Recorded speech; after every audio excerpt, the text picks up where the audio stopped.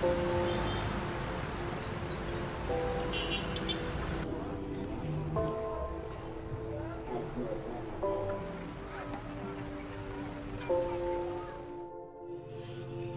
na yung mga ipon natin. Ako rin naman eh, napapagod din eh. Pero, tuloy pa rin natin yung negosyo, kahit lugi-lugi na tayo. Sige na. Mag-aalok na tayo ng customer para makabenta tayo. Mabuti pa nga.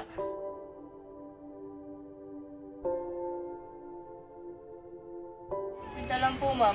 Sige na po, ma'am. Bili na po kayo, ma'am.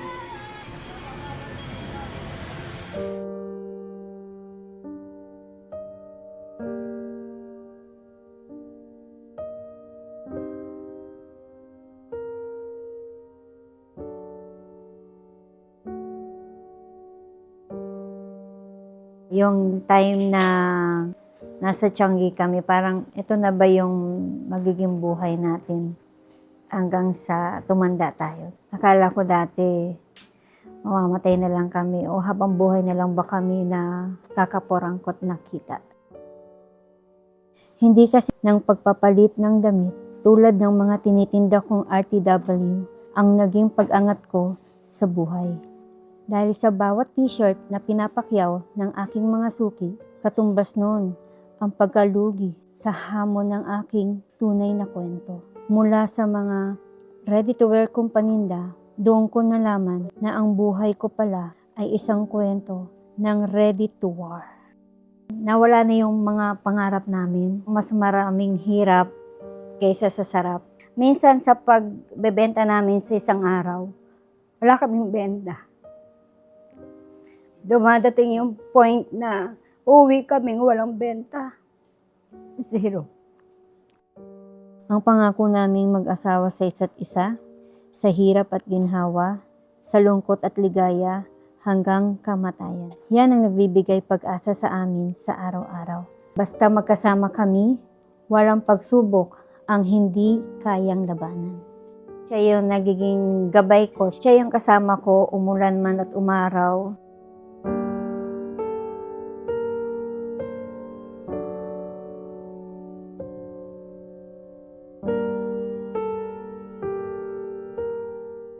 Hanggang sa isang dagok ang dumating sa buhay naming mag-asawa. Nagkaroon ako ng bukol ko sa breast. Hirap na hirap kami kasi hindi ko alam kung paano. Yung una, 3 bukol pa lang siya. Tapos, hindi ko mapagamot kasi wala nga akong pampagamot. Hanggang sa dumami siya, naging 7 bukol siya. Hanggang sa na-discover namin na may cancer na ako.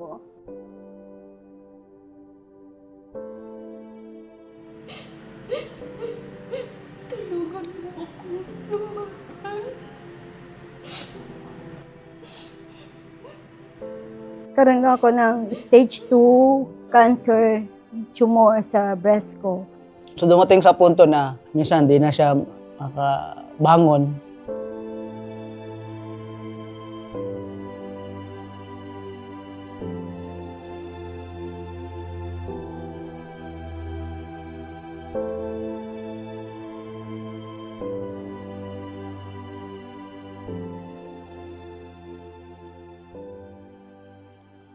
Sobrang hirap kasi yung kalagayan niya minsan ako na nag-aayos ng katawan niya kasi minsan sobrang sakit.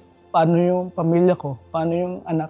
Masakit na makita na nasa ganong sitwasyon yung aking asawa na kahit na yung doktor sinasabi sa amin na kailangan ng operation at pinapaghanda kami ng malaking pera. And then ako bilang ama, walang magawa ma-provide na pera para sa kanya.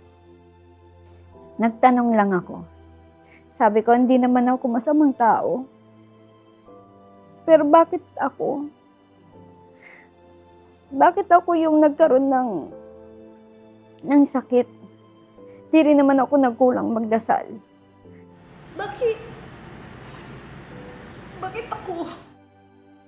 Sa isip ko noon, handa na akong mamatay. Tinanggap ko ang malupit na guhit ng aking kapalaran. Natakot ako sa mga anak ko kasi maliliit pa sila. Lalo yung bunso ko, hindi pa niya kaya babae. So sabi ko, paano kapag namatay ako, paano yung buhay niya?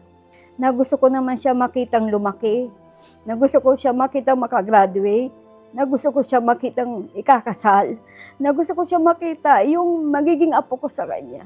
Nung dumating sa point na, hello, baka hanggang dito na lang ako, anak.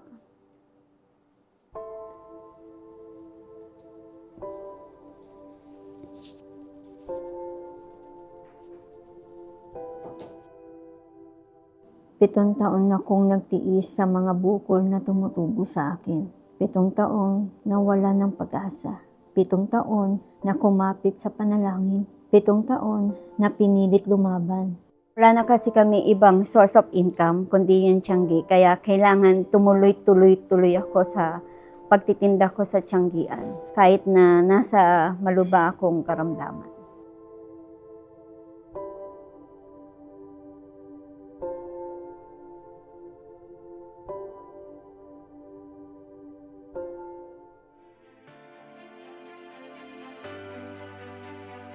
Gumamit kami ng mga herbal medicine. Sinubok ko yung lahat hanggang sa hindi ko alam bakit ganon. Imbes na naging mas mabuti siya, dumami pa siya. Siyempre, hindi naman kami nawala ng pag-asa. Maghahanap pa rin na kami ng mga food supplement na makakatulong pa rin sa akin. Hanggang sa na-discover namin sa Facebook yung iFern products, yung Power Trio. So, nakalagay kasi doon, Power Trio Bukol Buster. After 3 months sa pag-inom ko ng iFern products, ng Power Trio, doon, nagulat na lang yung doktor, no? Umuunti yung bukol ko from 7, naging 5, hanggang sa naging 6 months na tuloy-tuloy ng paggamit ng Power Trio, nag-clear na. Wala na yung bukol ko sa breast ko. Sinabi na rin ng doktor sa akin na cancer-free ka na.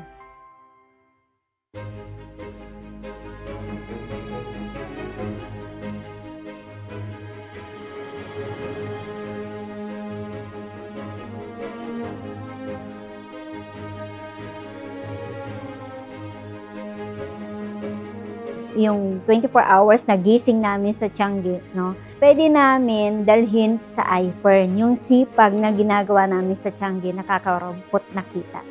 Pero dito kay iFern, pwede palang kumita ka ng malaki. Hanggang sa naging distributor ako, hanggang sa naging associate ako, naging team builder, then umakyat pa yung position ko, field manager, field vice president. Tapos ngayon, no, as a senior field vice president na ako sa iFern. So, ang laking pagbabago from tianggian na barya-barya lang yung kita.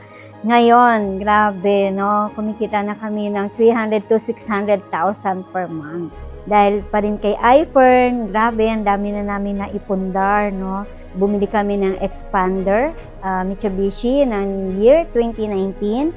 And then ngayon, meron na akong Mini Cooper, one of the mini ladies, number 74. And then marami na, meron akong mga diamonds, ayan. So Rolex, naka-Rolex watch. Back to back kami ng asawa ko. Yung asawa ko is solid gold Rolex watch. Nakapunta ako ng Dubai for free, no? Nag-skydive kami, no? Isa ako sa skydive club member.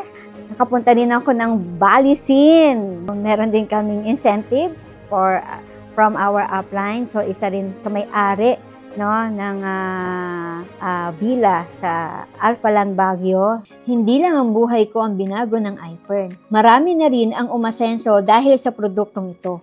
Kumuha ka lang ng package na may kapalit na world-class products, i-share mo lang. 100% yayaman ka.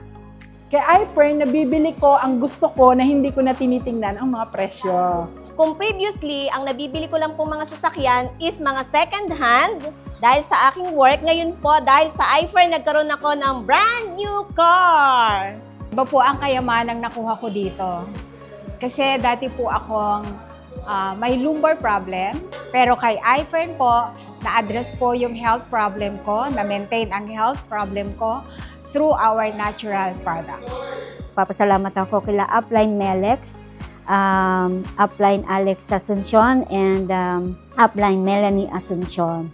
And of course, our CEO, Mr. Tomanitan, and ang aming pinakamamahal na Madam Kim na tumulong at sumuporta, gumabay din sa paglago ng aming negosyo. Sino mag-aakala na kung gaano tayo kabilis magpalit ng mga ready-to-wear items, ay ganon din kabilis ang magiging pihit ng kapalaran sa aking buhay. Kung kinaya ko, kaya nyo rin. Dahil sa iFern, sigurado ang pag-asenso.